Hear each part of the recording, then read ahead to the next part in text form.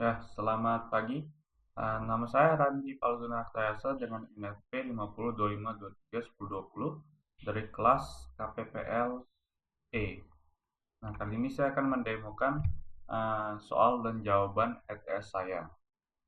Soal yang pertama itu, mengapa perangkat lunak cenderung lebih kompleks seiring dengan perkembangannya.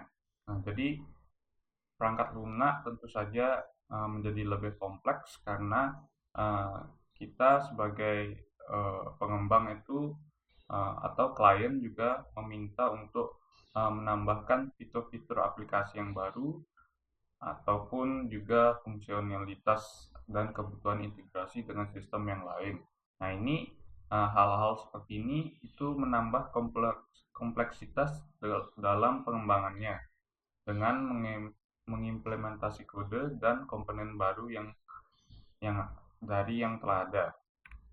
Nah, sekarang jelaskan dua faktor utama yang menyebabkannya. Yang faktor-faktornya itu yaitu yang pertama, peningkatan kebutuhan fungsional seperti yang dijelaskan tadi. Yang kedua ialah berkembangnya teknologi dengan cepat. Maksud dari faktor ini ialah teknologi yang lama seringkali perlu diperbarui atau diintegrasikan dengan teknologi yang baru.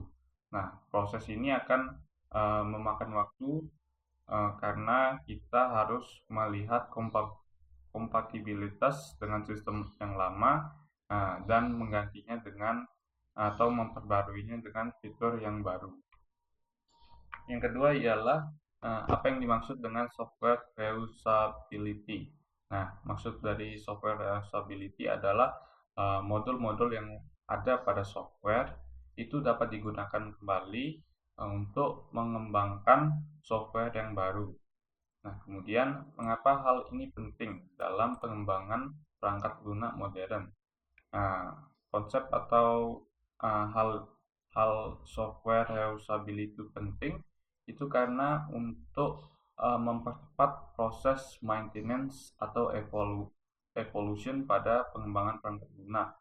Nah, yang dimaksud dengan proses maintenance sendiri ialah sebuah proses untuk memelihara perangkat lunak dan mengenali kebutuhan-kebutuhan lebih lanjut untuk memberikan evolusi atau pengembangan baru pada perangkat lunak yang ingin dikembangkan. Jadi modul-modul yang telah ada itu digunakan kembali untuk dikembangkan. Nah, sekarang nomor 3, apa peran pengujian perangkat lunak atau software testing dalam siklus hidup pengembangan perangkat lunak, dan sebutkan dua jenis pengujian yang umum dilakukan. Nah, jadi di sini pengujian perangkat lunak atau software testing merupakan proses untuk memastikan bahwa perangkat lunak tersebut berfungsi sesuai dari requirement yang telah dilakukan sebelumnya. Nah, kita itu melakukan testing terhadap perangkat lunak dengan melihat persyaratan kualitasnya, kemudian kita melihat bebas dari bug, dan juga kita melihat fitur, kinerja, keamanan, dan reliabilitas dari software sendiri. Kita melakukan testing terhadap software yang kita buat. Nah, sekarang dua jenis pengujian yang umum dilakukan ialah yang pertama pengujian manual dan pengujian otomatis. Pengujian manual tentu saja pengujian yang dilakukan secara langsung tanpa bantuan alat otomatis. Kemudian pengujian otomatis ialah pengujian yang dilakukan oleh mesin atau script atau alat otomatis lainnya untuk melakukan uji perangkat lunak secara terus-menerus atau berulang-ulang tanpa campur tangan manusia secara manual. Itu untuk dua contoh jenis pengujian yang umum dilakukan. Nah, kemudian nomor 4, sebutkan dan jelaskan 3 komponen utama dari struktur proses perangkat lunak. Nah, 3 komponen yang dimaksud ialah framework activities, umbrella activities, dan task set. Nah, yang pertama framework activities itu merupakan sebuah kegiatan inti dalam pengembangan perangkat lunak yang mencakup tahapan penting seperti communication, planning, modeling, construction, dan deployment. Di sini communication artinya kita berhubungan dan memiliki komunikasi antara klien dan pengembang. Nah, setelah kita melakukan komunikasi kebutuhan-kebutuhan yang diperlukan, yang diminta oleh klien, kita melakukan planning dan juga modeling. Kemudian di sini ada tahap construction, yang berarti kita mengimplementasikan kode-kode yang ada untuk membuat sebuah desain nyata dari desain yang kita sudah planning. Kemudian di sini deployment tentunya untuk melakukan produksi aplikasi agar dapat dipakai oleh user. Nah, kemudian nomor 2 ialah umbrella activities. Ini maksudnya ialah kegiatan pendukung yang berlangsung sepanjang project. Nah, seperti misalnya manajemen risiko, pengendalian konfigurasi, dan jaminan kualitas sehingga dalam membuat suatu project itu kita menjaga proses tetap efisien dan terkendali. Jadi kualitasnya itu kita pertimbangkan selama proyek sehingga proyek yang kita buat itu aman,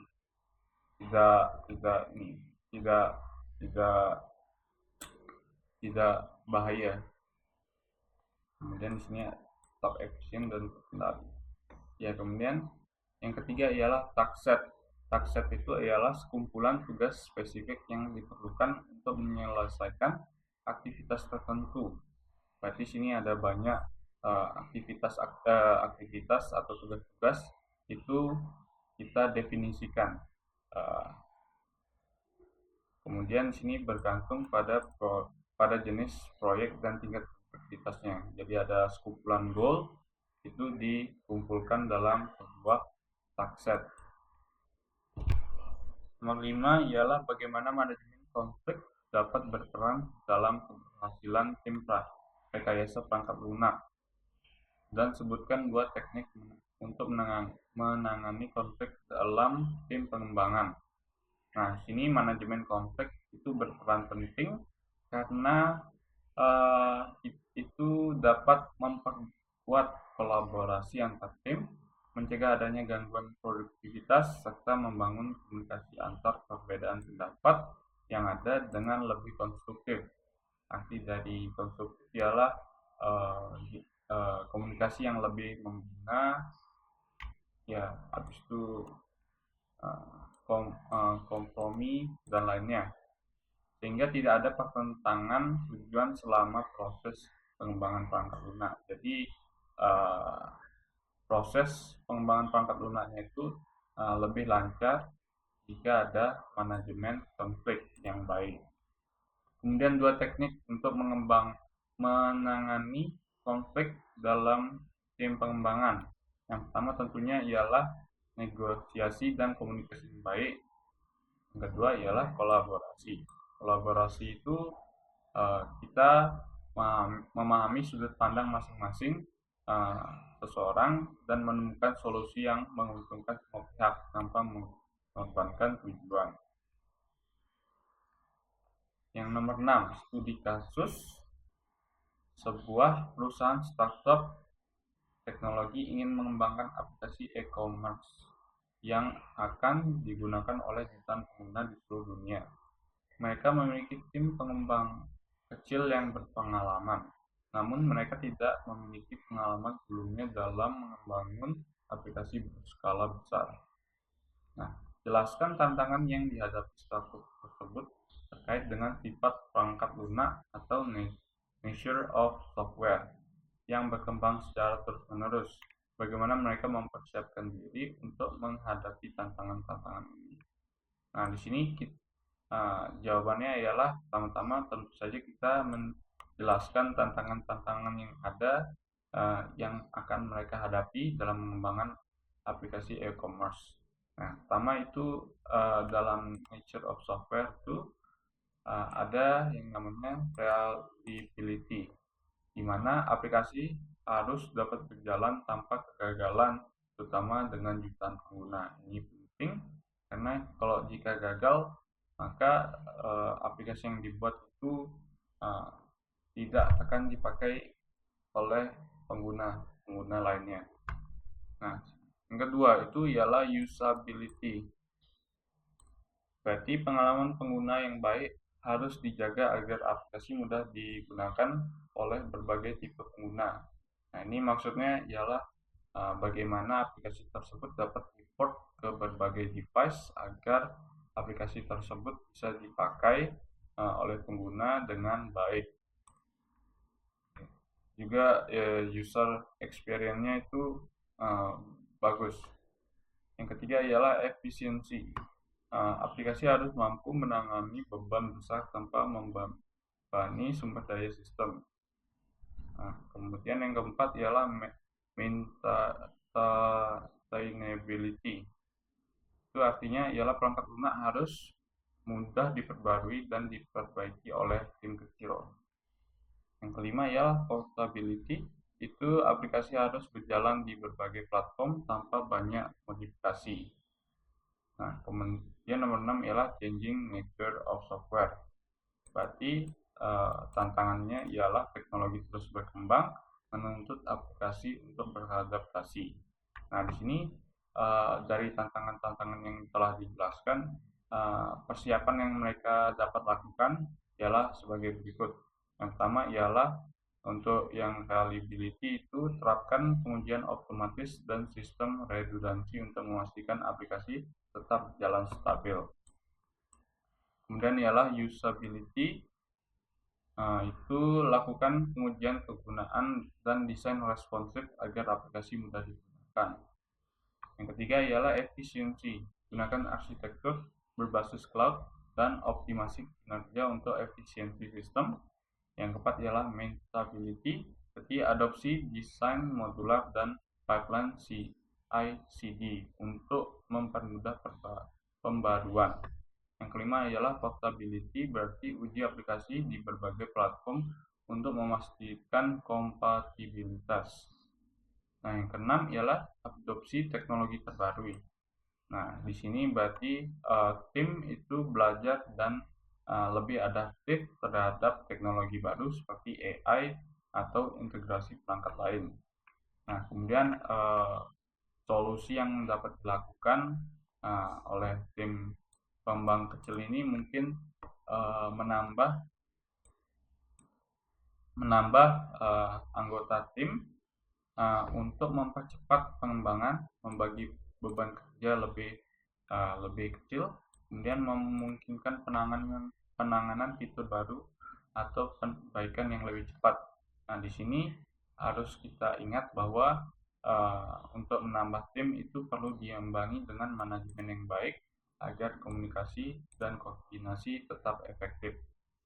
Nah, itu untuk nomor 6.